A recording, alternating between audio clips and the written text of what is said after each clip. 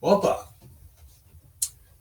welcome everyone to a once again very special episode of Chef Lacos. That's me. Very special request. We are doing potato pancakes. Now it's not the normal latkes that I would be making. These are more smooth and shiny, like my brain. That kind of pancake. So we're going to start off with approximately 4 cups of potatoes. It's going to be somewhere between 1.5 and 2 pounds. Since I'm so utterly professional and thoroughly prepared, I'm going to quickly peel these potatoes. I'm just going to give these a quick scrub and a rinse, also known as a wash. What I don't like to do is cut straight into dirty, especially dirt-covered foods, because the blade can push some of that dirt into the flesh, into the edible part, make things taste, icky.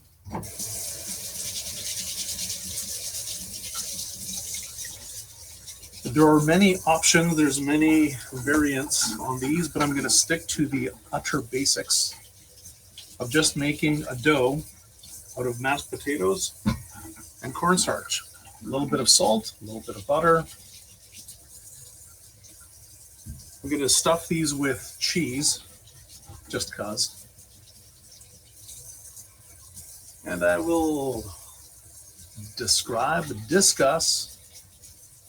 may suggest variants, like doing a 3-part wash, dredge, and a dip, not in that order, with panko flakes, and then deep fry these. I know, deep fried potato balls. Sounds so healthy.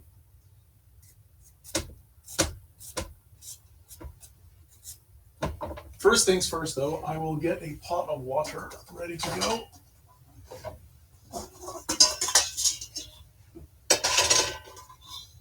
And the second thing first is I'm going to do this with water that's already boiling from my kettle.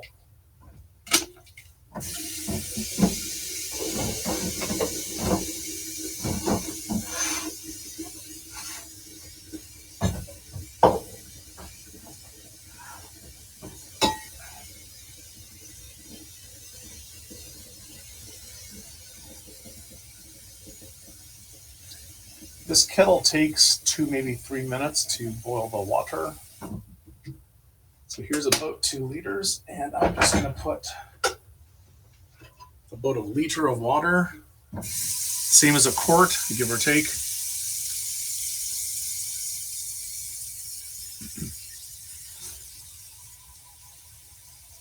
Now I could season this water with like a full tablespoon of salt. Is about right for a gallon, 4 liters.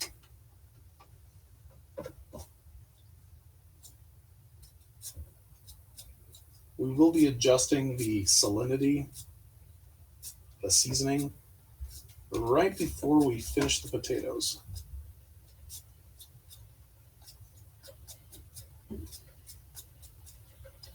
One thing is to make the smoothest mash of potatoes.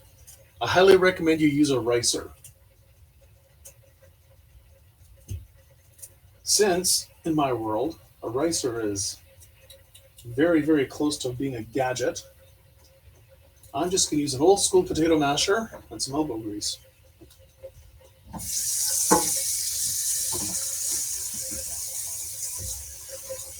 I'm also going to be letting my potato pieces just rest in some water, just so they don't oxidize too much. I don't want these to change color a whole lot. And one of many pro tips that I'm not going to model today is I should have a container, a garbage can, a bucket, a receptacle of some sort for my scraps, because this area is going to get dirty, it's going to get messy.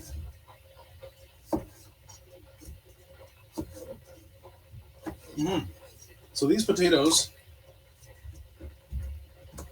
as far as the knife technique goes, I'm just drawing my blade back. Let's see this camera up. More centered. Just drawing the blade back through the potato. If I'm doing any chopping at all, I'm always using a knife technique with the claw technique, knife and claw.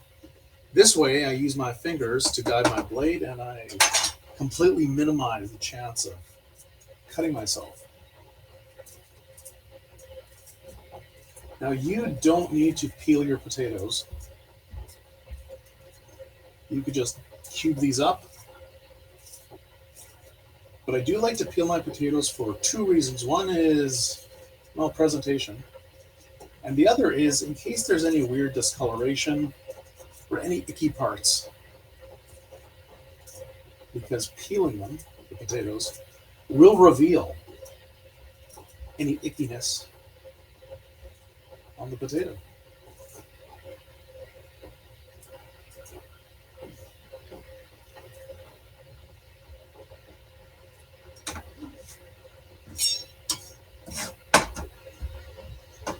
Claw technique. Now these potatoes, I want to cut into maybe 1-inch cubes. The smallest section, be it height, width, or depth, will determine how quickly these boil.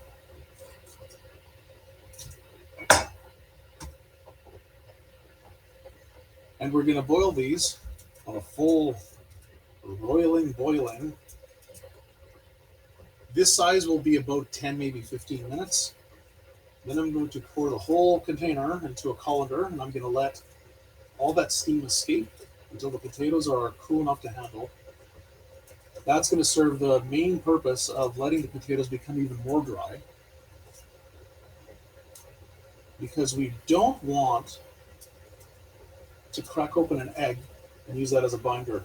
I want this dough to be basically just mashed potato and cornstarch, a little bit of butter, and a little bit of salt.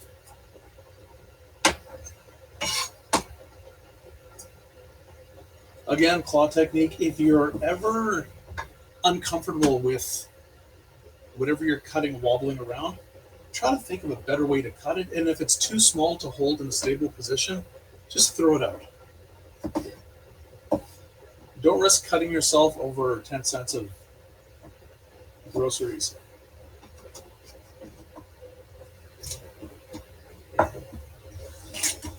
Now, one thing that I love, which I'm not using right now, is a bench scraper. These are fantastic for cleaning up as you work.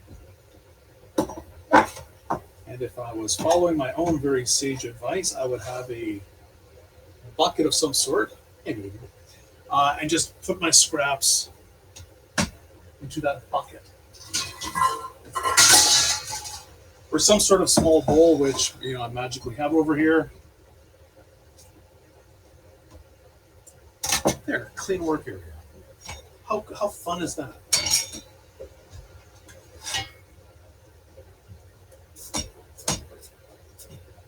So there's a little bit of green in here, so peeling the skin will help me get rid of all of that.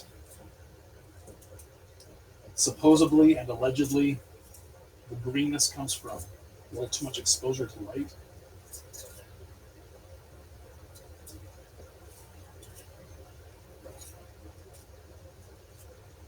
If you have good hand-eye coordination and a little bit of strength, I find it's easier to draw the knife towards me, although this is just a vegetable peeler. Some people like to just get a firm grip of whatever they're cutting and just do this. Just push the blade away and let the science, and the metallurgy, and the physics, but I repeat myself, do all the work. If you do this quickly, it's easy to cut yourself. If you don't have perfect control over your grip and how you're using your vegetable peeler or knife, drawing it towards you, you can also cut yourself. Although, personally, I find this safer. Your mileage may vary.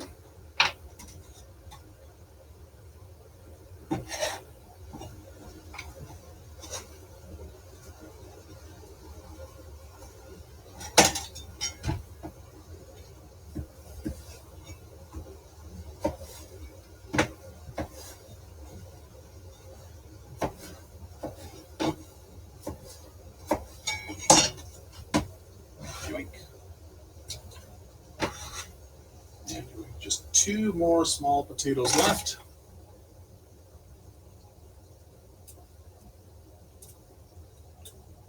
Yeah, the cooking portion of today's stream is going to be very quick. Hour tops, maybe 45 minutes, maybe even half an hour.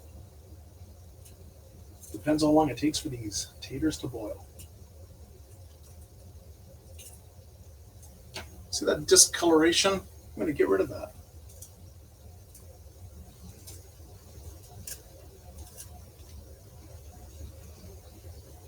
And if you need to go in with the pointy end, just gently push it in and you can just turn the potato around and pop off any icky bits. Instead of whittling off more potato than you need to.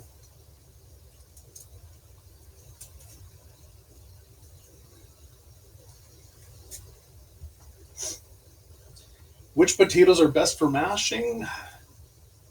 I'm going to go with the tried and true Yukon Gold. I want something a little more starchy and a lot less waxy, but that's just me. That's just me.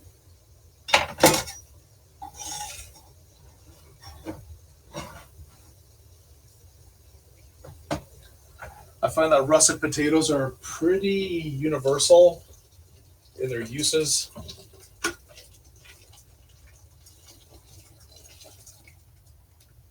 Is that enough water? I think so.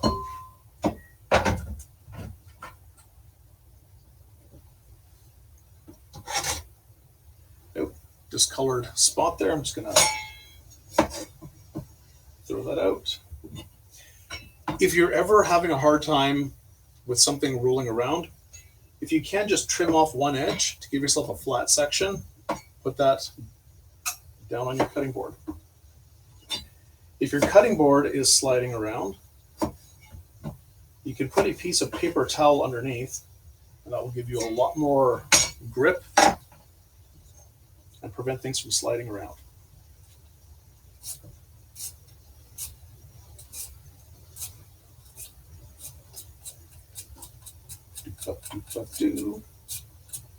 Just mixing it up a little bit.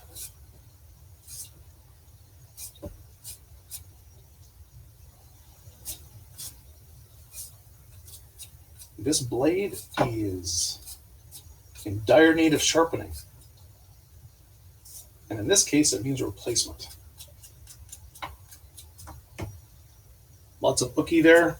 See, I can try to whittle this down, and that works, but sometimes your discolored section goes pretty deep,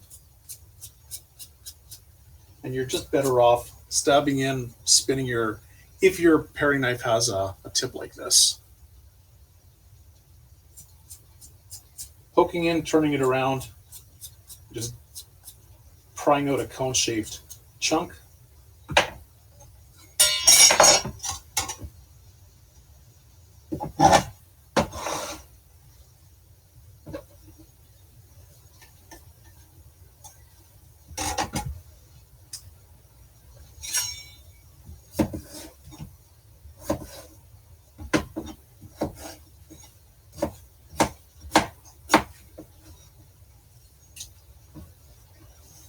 All of these pieces are at most 1 inch across at the smallest dimension, so length, width, height. Each one of the pieces in here is less than 1 inch, so this should cook at a very uniform rate. And I'm going to check these out after 12 minutes. Full boil. I'm not salting the water now. I don't need to season anything. I'm lowering the potato pieces into my boiling water with a slotted spoon.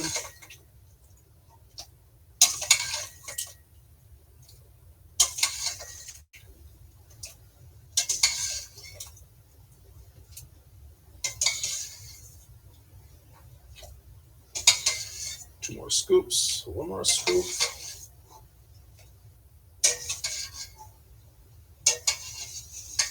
And done. goes on top. Let's preserve all of that wonderful heat energy.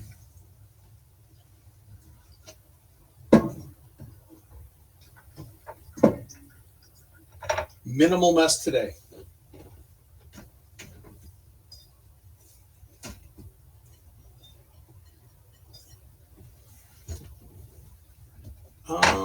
What I am thinking about doing, though, is giving this bowl a quick wipe, and I will do my mixing in here just so you can see into it because it's fairly clear.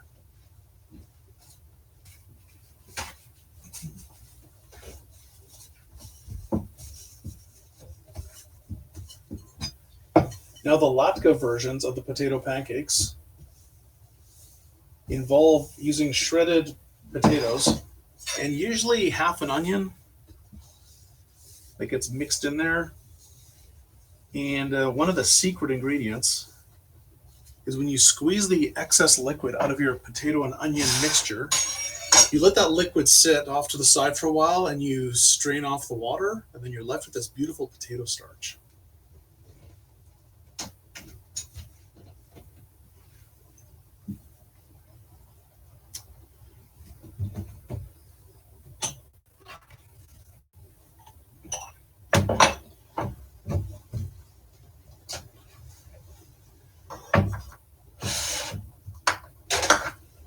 I want 2 tablespoons of room temperature butter. There's 1 tablespoon. There's 2 tablespoons. This is as precise as you need to be.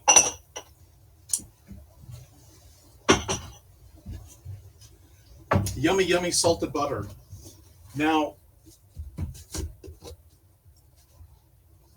I like salt. I'm throwing in 1 teaspoon into here. If you want your potatoes to be a little more seasoned while you're cooking them, you can forego using salted butter. You're going to need to check the final dough before you're done anyways. So you can be very fast and loose with the amount of butter and salt.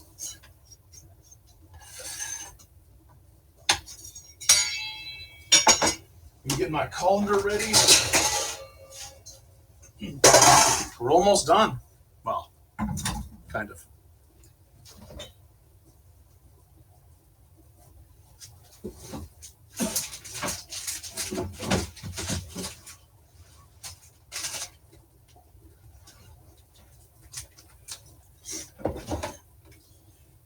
I'm going to make a few different versions of the potato pancakes, one just by itself, one filled with just some shredded cheese, and I think I'm going to cut up some feta here. You can do like you can either go for the melted cheese, like a softer, creamier cheese, or you can go for something sharper or more flavorful. Really, sky's the limit what you're doing here. Bacon bits go a heck of a long way. But I mean, bacon goes with everything.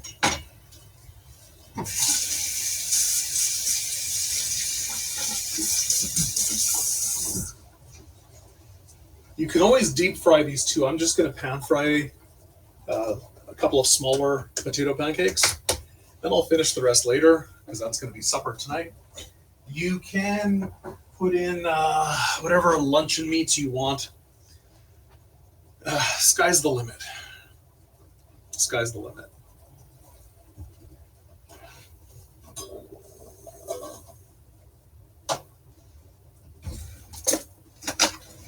Just going to take a peek at one of these. Whenever you're opening your oven door, whenever you're lifting up a lid, make sure to open it so that the steam doesn't blast you in the face. In this case, I picked up the lid to direct the steam away from me. I didn't do this and direct it at my face. That's still very firm. I was just curious because I forgot, or maybe I didn't forget, I just didn't press the button firmly enough, but my timer did not start. I take full responsibility. Please don't hate me.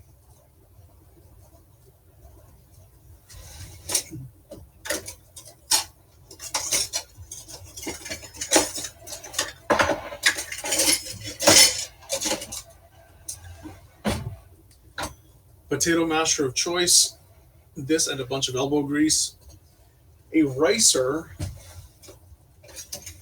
looks like a cup with a press, and part of it this will remind you of it. And you just squeeze and press the potatoes through holes about yay big, and you can run it through a few times.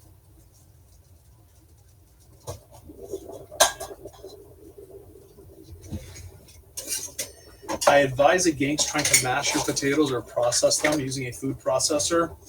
As you work potatoes, some of them become very gluteny. Like they'll become very sticky and very, they'll develop a texture you don't want. It'll become very gummy, very tacky. You don't want that.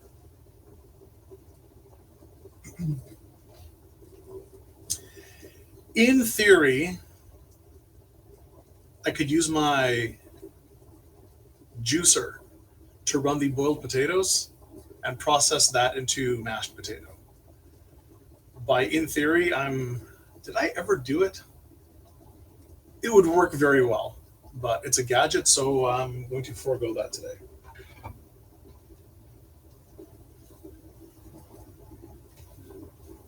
Right, gadget.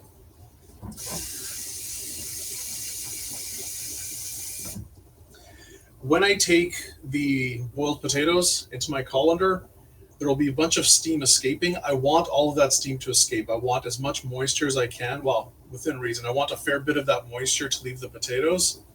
I want the base potatoes to be fairly dry. When I mix the cornstarch and the butter and the salt, my goal is to have a dough, like Play-Doh. Something resembling any normal wheat flour kind of dough.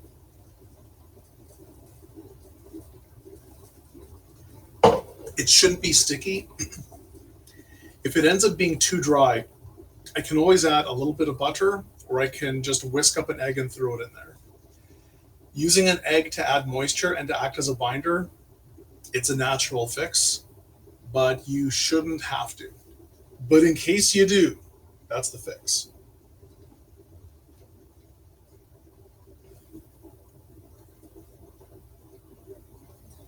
I guess I will measure up my 1/2 cup of cornstarch now.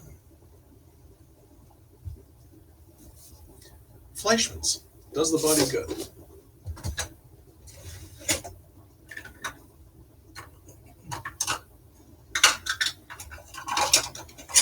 Now, as usual, as almost always, you can measure everything for today's recipe just using volumes.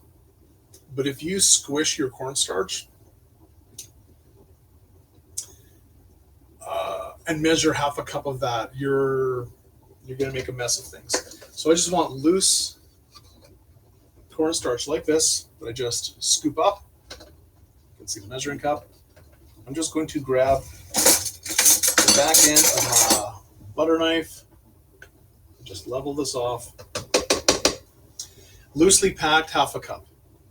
I don't need to be too precise because I wasn't super precise with the potatoes. I'm not being super precise with the butter or anything else.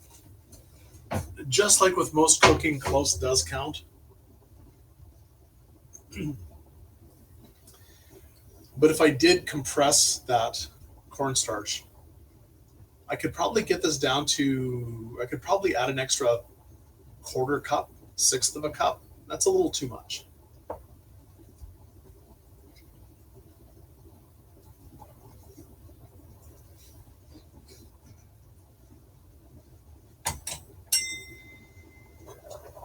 So I grab a piece of potato. Let's see how this is doing. I wanted fork tender. Well, that looks pretty darn fork tender to me. Because if you can start mashing it with just your fork, if you can mash your potato pieces like this with a fork, you're good. You're done.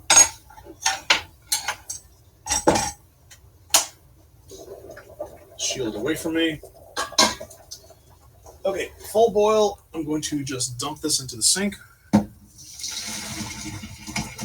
You can probably see a whole lot of steam in front of the camera. Very dramatic. ILM, eat your heart out.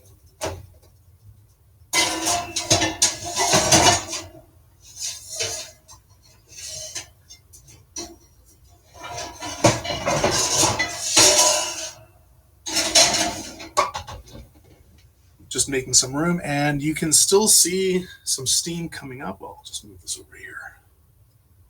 It's still steamy.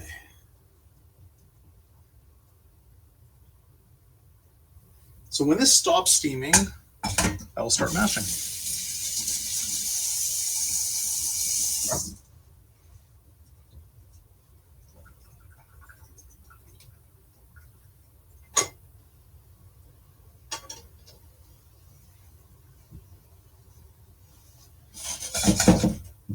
Oh my gosh, stop steaming faster.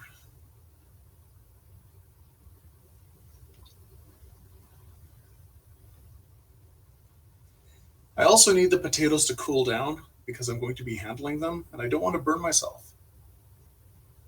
And keep in mind, these potatoes are full of water and boiling water is hot.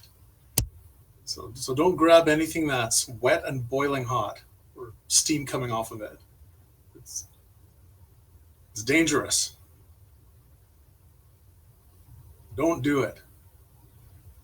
I give it 0 stars on Yelp.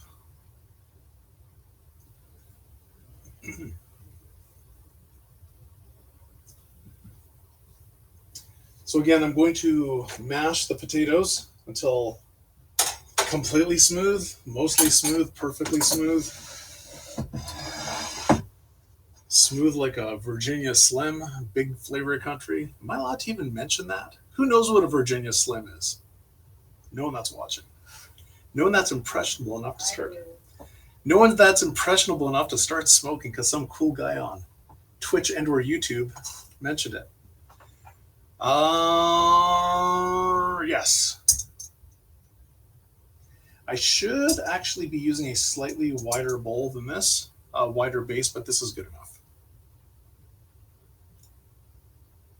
So,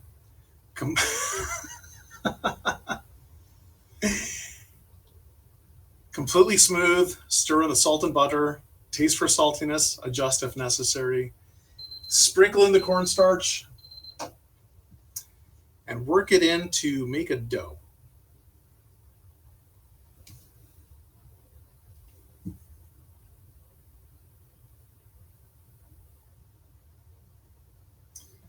Oh my God, cool down faster.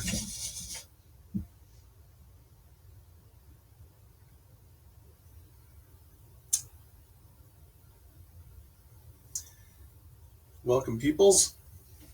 After the first couple of potato pancakes are done, we're going to end the cooking portion and get to the gaming. Maybe some tunes. Maybe tunes about games. Wait, games about tunes. We'll see how all of that goes. Again, common fillings, common dips, common toppings. You can treat these like pierogies. So sour cream, dill. I mean, what else is there? Just salt and pepper and butter. Eggs cracked over them. Ketchup. As far as the fillings go, cheese is the natural one. So any sort of like cheddar or, I mean, Swiss is a little weird. It doesn't, I don't like the way it melts. If I'm being candid. But mozzarella, that's a natural. Softer cheddars, natural. Small piece of meat. Think Lunchables, think pizza toppings. And we're just going to make a little patty with the meat in it or the cheese. Fold it over, make it look pretty.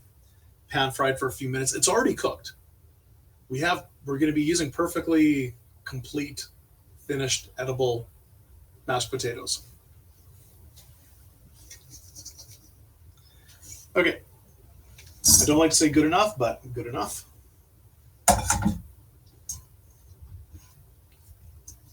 Hopefully by the time this is nicely mashed, it's cool enough to handle.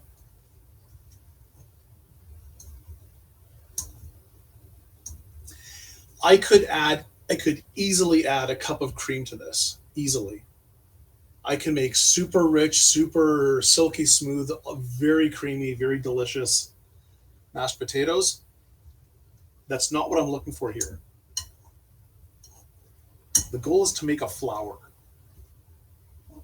Spelled with a U, not a W.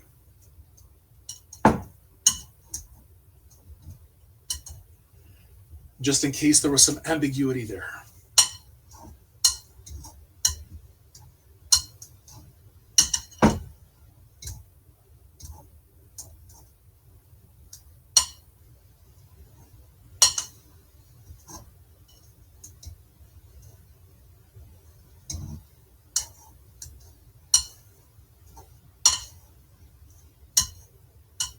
Somebody did send a self-addressed stamped envelope, sort of, to request to be a member of the studio audience, to hang out with DJ Nouveau and possibly mix starch. Maybe help me in the kitchen.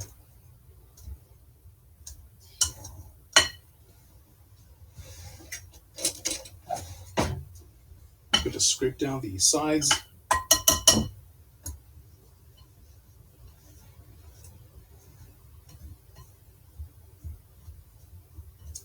This is going to need just another couple of minutes of squishification.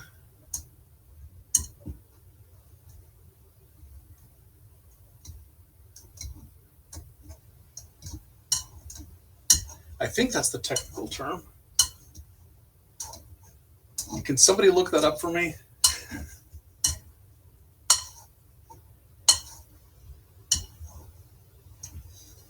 This channel was originally going to be called the Gastronomicon. I wanted a very heavy metal themed cooking show, but unfortunately, the domain was taken. There's a metal band that already used it. And yeah, the rest is history. Well, not really. Nobody's heard of them. I thought it was a fantastic name. If only I did it 20 years ago.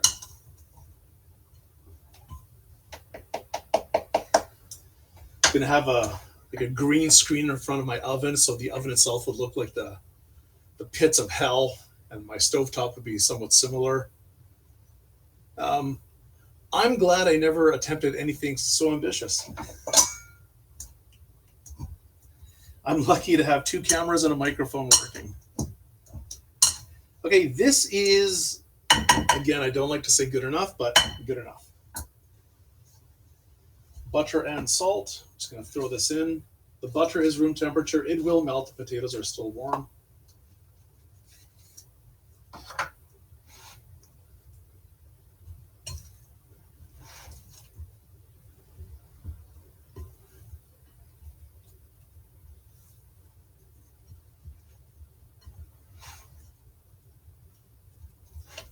And once I see that the butter is fully incorporated, I'm going to taste the mashed potatoes, make sure they seem salty enough, flavored enough, seasoned enough, as it were. Like you can see there's little clumps in here, those off-colored chunks. Those are bits of potato. The goal is to not have those visible. But do as I say, not as I do. Or as Sinatra would say, doobie-doobie-doo. Good enough? Take a piece.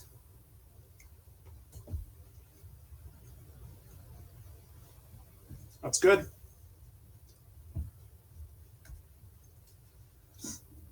Again, I could mash this for another 5 or 10 minutes. I'd have slightly better texture, slightly better presentation. This is for instructional purposes. I'm going to just sprinkle in some of the cornstarch.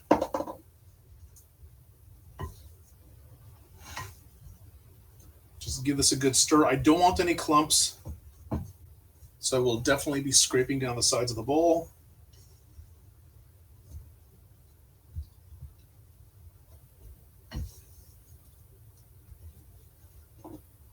And the rest of the cornstarch. And here's where we get our hands dirty.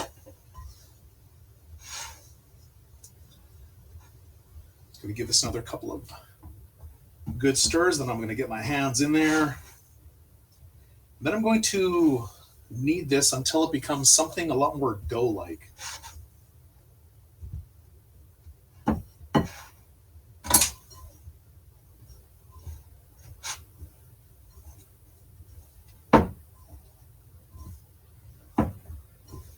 It's not so hot that it's burning my hands. It actually feels kind of nice. Like warm Play-Doh on a cool summer day. However that saying goes.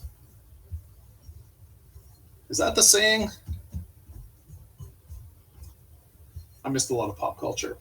So when we're done, we're going to have something that resembles Play-Doh. If we squish it, we should be able to have these firm ridges. It should hold its shape.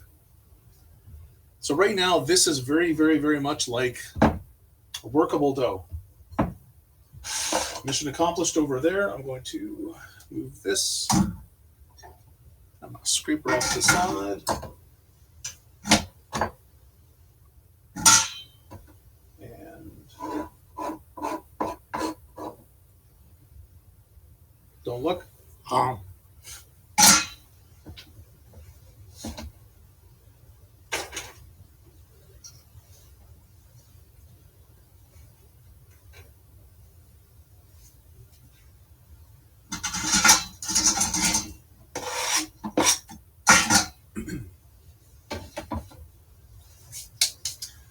going to start preheating, even though it's a non-stick pan. Non-stick. I'm going to preheat it before I add my oil. I'm going to show you a couple of neat things.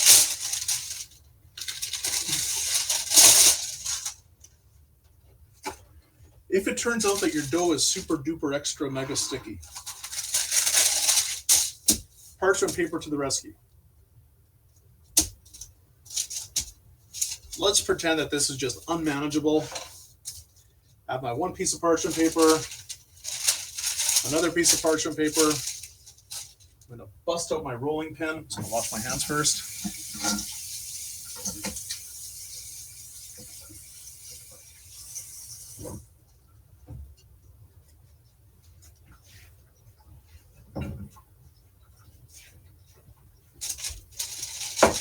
Bust out my rolling pin until I reach the desired thickness.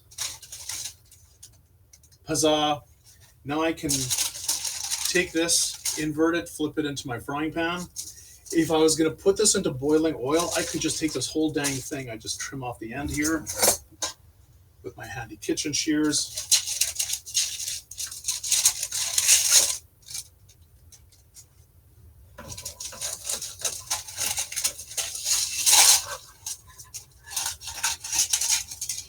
Speaking of needing a sharpening, these need a sharpening. So I could take this and just throw this into my vat of boiling oil. The food in question will separate. It will release from the parchment paper. Grab this with tongs, throw it out. Really, really handy technique. Preheating your pan is mostly a cast iron and especially a stainless steel technique. If your stainless steel pan, especially your stainless steel pan, is clean and well maintained, you bring it up to temperature, then you add your oil. When your oil is at temperature, you throw your stuff in your pan. Your food should not stick. If your food sticks, you probably messed up one or more of those steps. A well-seasoned cast iron pan, exact same thing.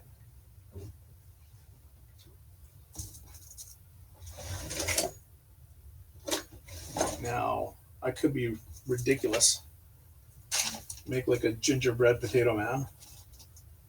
I so want to say some inappropriate things, but no. So I have my ginger potato bread man.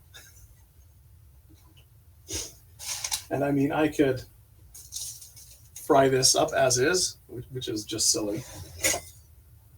But I'm going to, because I am just silly. I want about 1/4 of an inch of oil in my pan.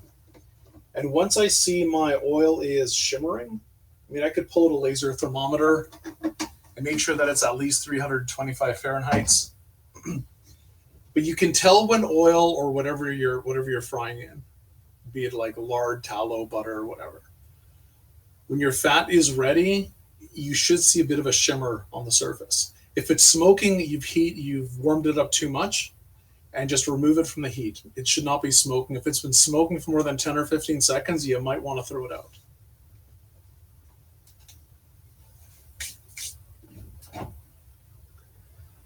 Now, I don't know about you, but I'm dangerously low on high temperature spatulas that are not metal or metallic.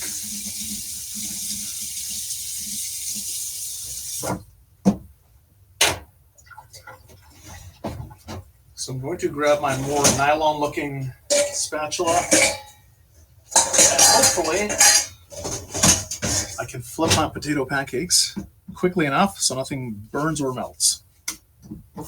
Right tool for the job. The subsequent potato pancakes are going to be thicker. They're going to be about a 1/2 inch thick. And then I'm going to make a few that are filled, and that's going to be it for today.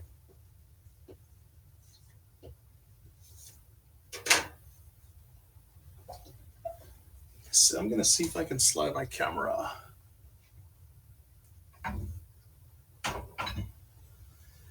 closer to the action. Okay, here we go. Once in a while, I will lose connection when I move my camera around. It's just part of the magic of live studio.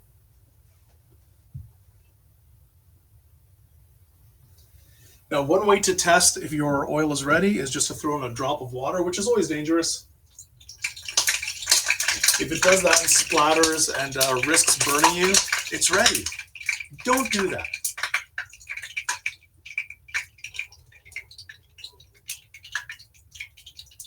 You should be able to notice that the oil itself has a little bit of a shimmer on it, and that's exactly what we want. We're going to demonstrate using the parchment paper itself to deliver the food into the frying pan. This poor little guy's dried out a little bit, and I rolled him way too thin for this application.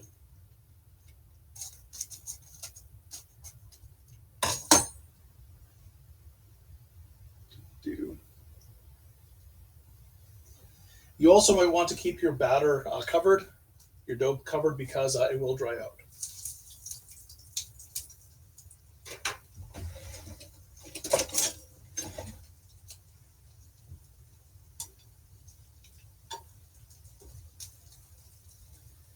And if this was a vat of boiling oil, I could easily peel the parchment paper away from the potato. There's a lot of peas in there. I should have thought about the alliterations in advance.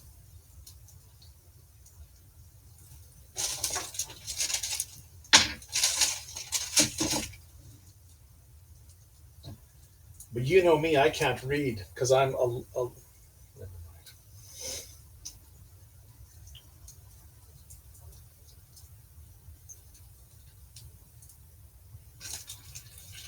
it would look something more like this in the boiling oil, and then once it starts to cook, the parchment paper just separates. Let's pretend it's just separating naturally.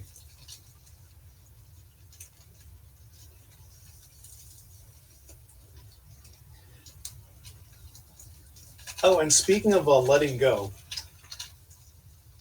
when you're frying something in a pan, don't try to slide your, usually meat. Don't try to force your meat around the pan. When it's when the Maillard reaction has kicked in, once you have a bit of a crust or a sear or some sort of like final cooking happening, especially the meat, especially with steaks, it'll just let go. So you can just give your pan a gentle shake. If your steak slides around, it's ready to be flipped. If it's stuck in place, assuming that you've seasoned your pan and you preheated it and preheated the oil, should never stick. It should never stick.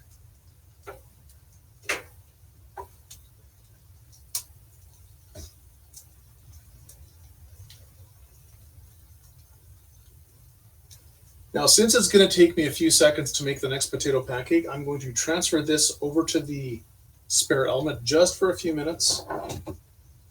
I don't want my oil to cool down too much.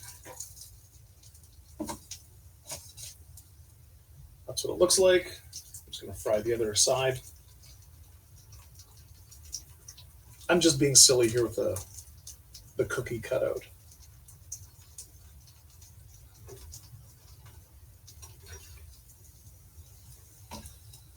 It's a lot more like a French fry than it is a potato pancake.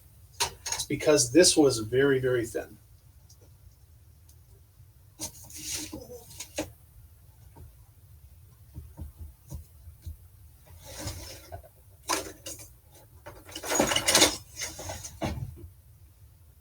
So I have these ring molds. What I'm going to do is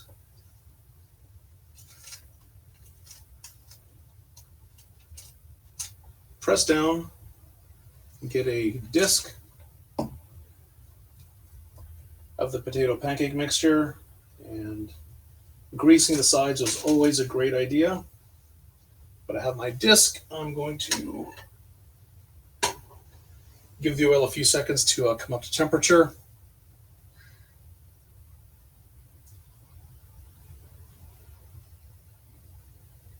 Yeah, close enough.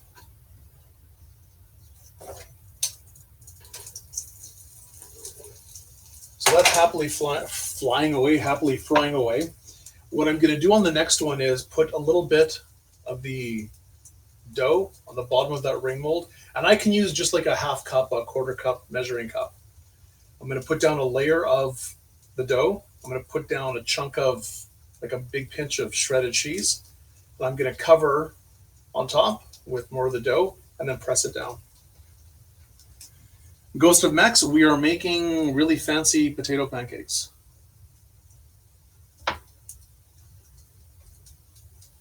I'll show you what this looks like. Now, show me, don't tell me.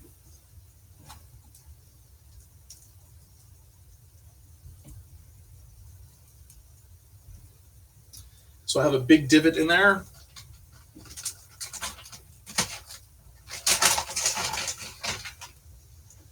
Just gonna grab some cheese.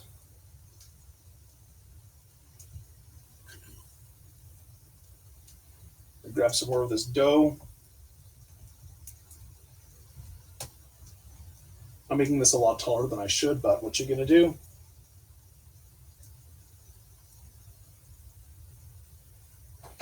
I have to flip this thing in the pan because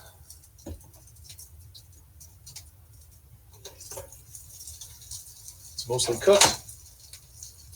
Again, I should have oiled that. What I'm going to do to fix that is just take a paring knife, just very carefully go around the perimeter. I'm going to demold this.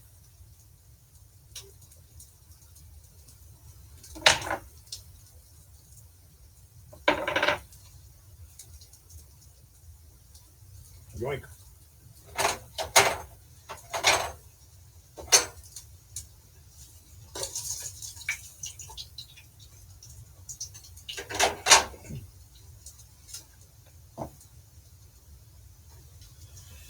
This has been flipped once. From here, however crisp you want it, however golden brown you want it to be. Personally, color in general equals flavor. Medium dark brown is great. Black is not so good. On fire is definitely a big no-no. If anyone ever wants to come up and visit, I'm in the middle of Canada. I'm in Winnipeg. If you want to hang out in the green room, hang out on the couch, join me in the kitchen. All you need to do is send a self-addressed stamped envelope to this guy, care of here, and I will hook you up.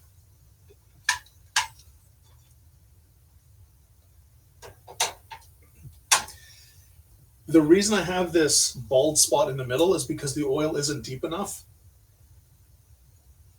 to reach, and the actual pancake itself wasn't quite perfectly flat. It's still cooked. It's still going to be tasty. Because Mr. Potato said so.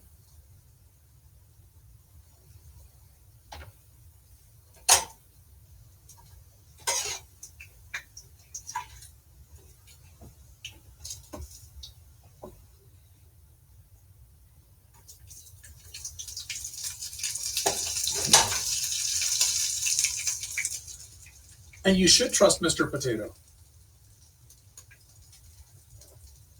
I'm going to pretend that I greased up the ring mold, which of course I'm not going to do. And put together one of these with some feta in it.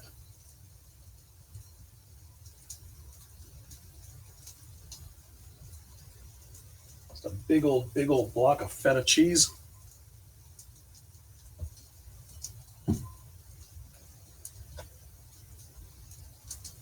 When you see color forming on the bottom and rising up the side, you know you're good. Then you can flip it. For something like this that's pretty tall, I should actually turn it on its side and slowly rotate it in the oil.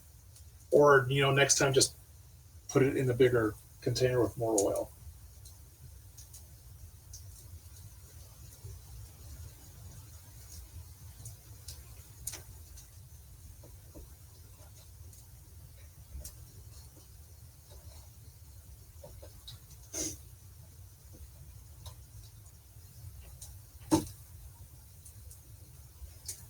Okay, so the bottom is a nice color.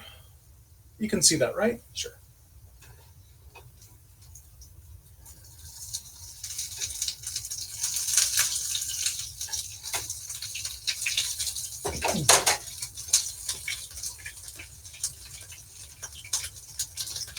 Ever tried smash burgers? Yeah, all the time.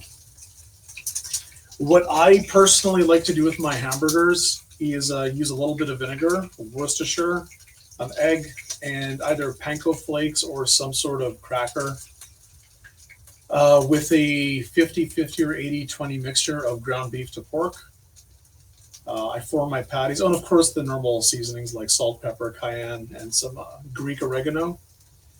Recipes are all over my website. For my patties, usually a quarter pound. Cover them, let them rest in the fridge for about an hour. Let everything set. And then just pan fry, cast iron pan. I prefer that to having the like 1/8 of a pound burger smashed over some fried onion. When you make burgers my way, you'll see why.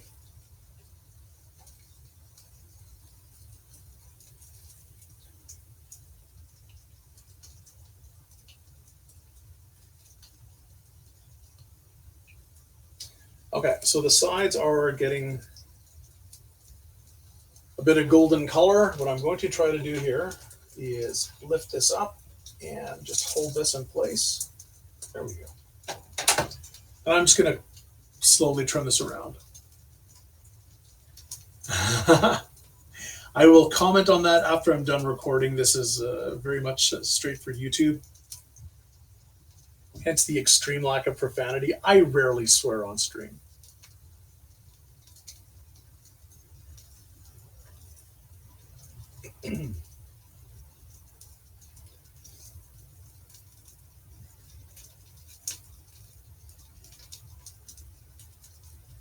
So this potato pancake has the shredded cheese in it. The other one has some feta in it. And once that one's cooked, cooled down a bit, I'll cut it in half.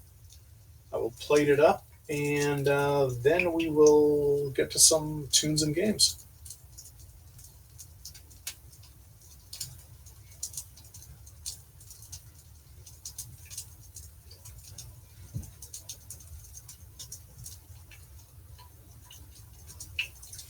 If you see little floaty bits of potato off to the side, you really should skim them out and get rid of them, because they will get darker and darker and darker and then start to burn.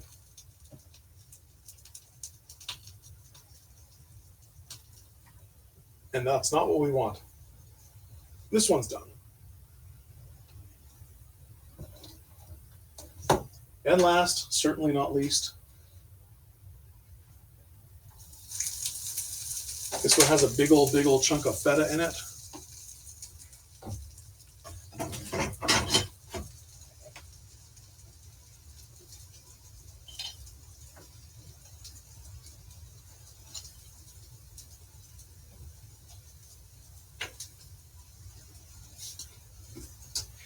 The real question is, do I have any sour cream?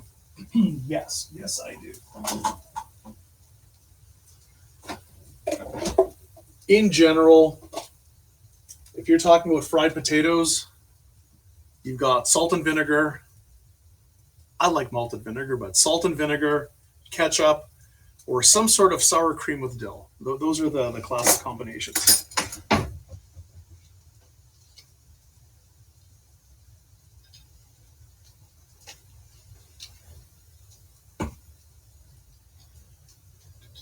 Where is my dill? There is my dill.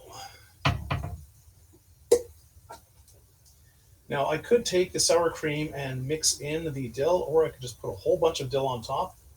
To really sell the presentation, if there's a bunch of dill, I will zoom the camera or backwardsify it. Just sour cream with the dill on top. Super easy.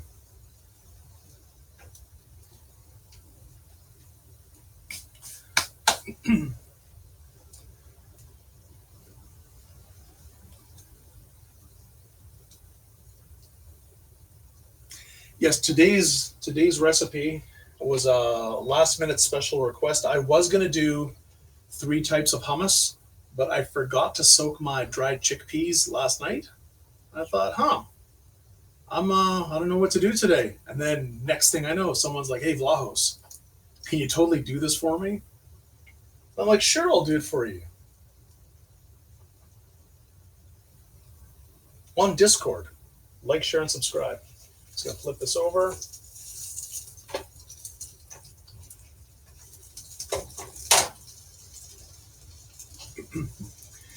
Now, feta does not melt normally very easily or very well.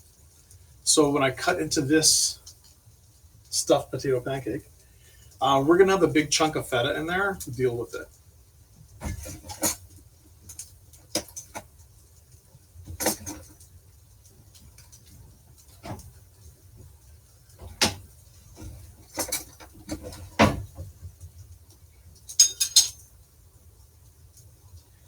Almost done. I'm so excited.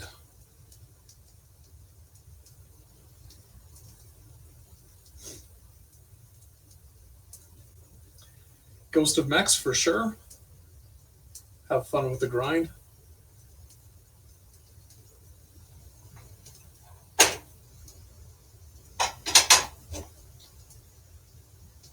I should give this a few more minutes, but whatever. Here we are.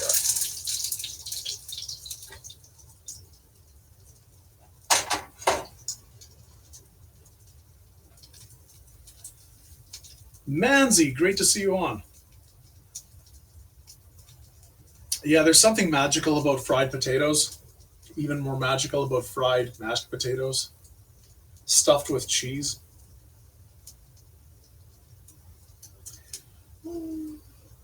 One thing that I was very tempted to do today, if I was going to boil a pot of oil, I was going to get some bacon chunks and some cheese, roll them in with the potatoes, run that through some flour, into an egg wash, into panko flakes, and then deep fry that.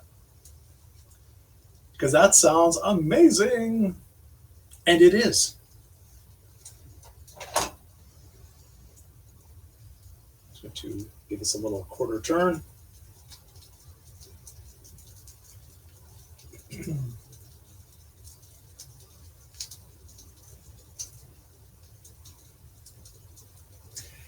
In general, you never, ever, ever want to rush frying things. You really can't rush good food. You can't rush cooking.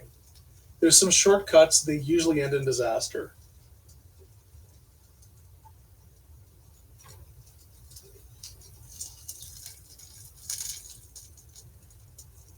I personally very, very, very much dislike microwaves. I don't own one.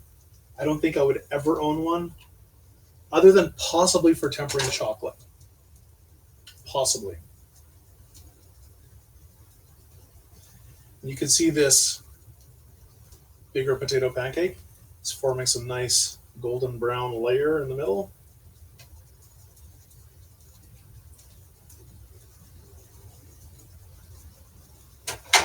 And since this is almost done, I am going to quickly clean off my burner cover with this oil that's splattered on top.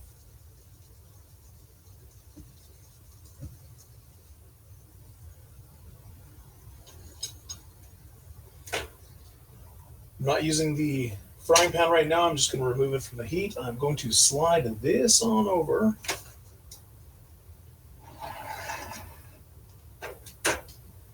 Which one was which? That's the feta. This is the regular cheese.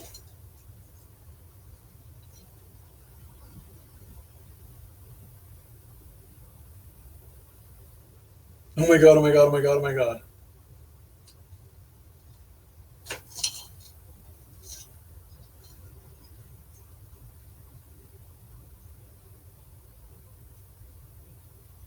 The feta is not really showing up well from the very bright lights in here.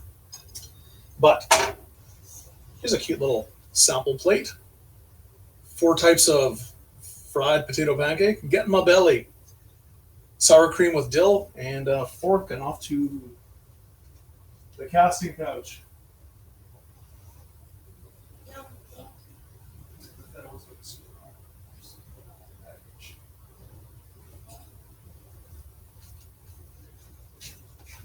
Okay. This I'm going to cover before it gets any more dry than it already is. This is definitely a cook as soon as you prepare it kind of food. You can't really make this in advance. Well, the dough anyways.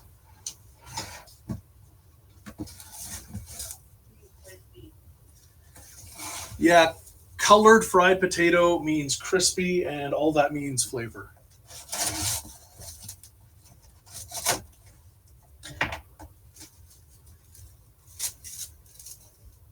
I'm going to quickly cover this with my giant roll of kitchen cling wrap.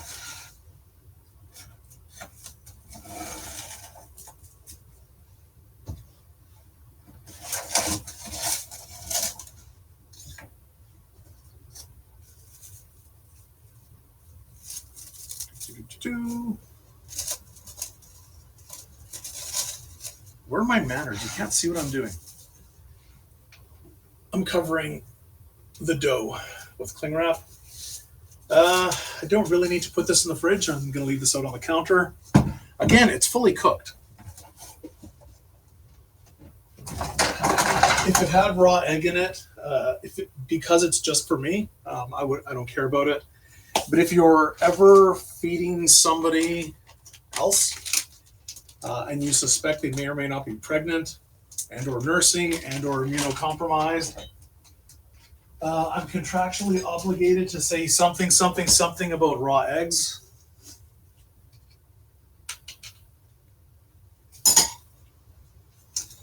Yeah. Don't feed those people raw eggs. Does it need any salt or pepper, or is it good?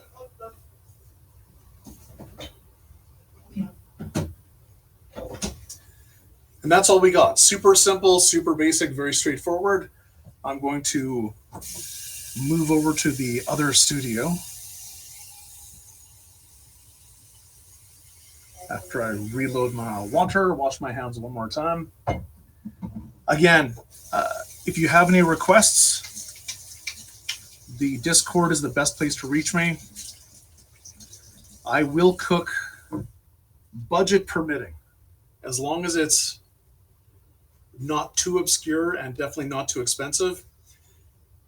Thank you, Granch. Any flavor profile, any ethnicity, any cooking style, any cuisine, make a request. Happy to cook anything. It's not rocket science. I did not do anything today that was particularly difficult.